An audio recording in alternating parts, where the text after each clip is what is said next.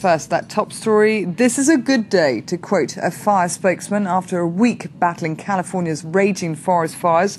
Most of the active flames have apparently now, for the time being, been brought under control.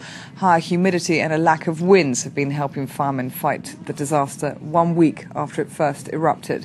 Well, to find out more, let's go straight to LA to join our correspondent Gallagher Fenwick, who joins us now live. Gallagher, then, a good day, to quote a fire official. Tell us more. What's the situation now? Well, at this point, local authorities are saying they have about 30% of the blaze contained, so it was indeed a very good day. We've seen a significant progression over the past couple of days in this fight against this blaze, mainly due, as you mentioned, to improved weather conditions, weaker winds, and lots of humidity in the air. So at this point, they're lifting most of the mandatory evacuation orders, allowing for thousands to return to their homes just north of Los Angeles. They've dug trenches around the inhabited zones, preventing the flames from crossing over. They're trying to push the fire back into the wild zones, into the hills. So they're also warning that they have 30% of the blaze contained. That means that there's still 70% of it out there. It's still massive and raging through the hills, so everyone should remain on high alert.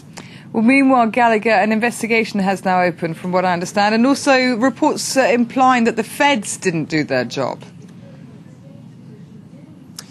Correct. Investigators are taking advantage of this progression to begin their work. They were seen today just north of Los Angeles, sifting through the coals and the ashes, looking for clues as to what may have caused this blaze. They made very little declarations, but most likely we're looking at something which is linked to human activity. So they'll have to determine whether it was intentional or not. And interestingly enough, another fact emerged today. Federal authorities are being blamed for the sheer size, the magnitude of this blaze, which has already destroyed over 140,000 acres. The federal authorities acknowledging that they were supposed to clear a lot of this brush which has burned, which has served as fuel for this fire. They're saying they did not have the time or the means necessary to make good on their promise to clear that brush. So we'll most likely be hearing lots more about this controversial issue in the days to come.